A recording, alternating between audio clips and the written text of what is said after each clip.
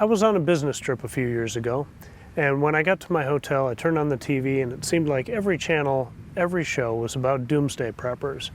And the people featured seemed to be anywhere from people who just wanted to live off the grid and be prepared in case of an emergency, to hardcore bunker dwellers, stockpiling guns and ammo and medicines and food and secret caches because society is going to collapse tomorrow and it's every man for himself.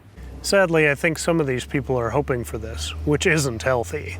But most of these people had an idea of what was going to be the big thing, whether it was nuclear or chemical attack or EMP or government collapse or natural disaster. That was going to be the thing that took us over the brink. But I had a thought that I haven't been able to shake, and that's that society is us, and government is us. It's a function of individuals coming together for a common good.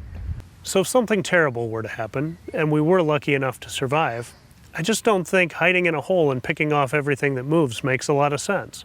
It's maybe a fun concept in movies or video games, but it's a bad long-term strategy in real life. Maybe our prepping should be getting to know our neighbors, being active in our communities, learning how local government works. Worried about an EMP or something erasing all of our computer records? Write things on paper and keep them in a safe place, like we did for 200 years in this country. Maybe bring up your concerns at a national night out event.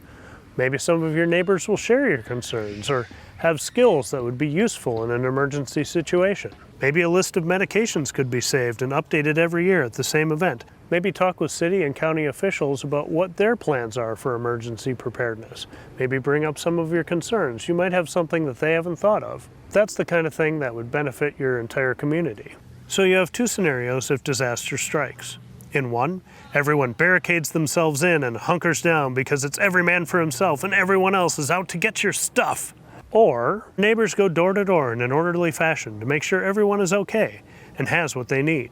Then designated representatives from each neighborhood meet at City Hall to discuss the individual neighborhood needs and a plan for coordinated, broad response that makes the best use of available resources. Now that's the kind of post-apocalyptic world I'd like to live in. Disasters are bad enough without us turning on each other out of fear. Now, if you'll excuse me, I'm gonna go talk to some neighbors.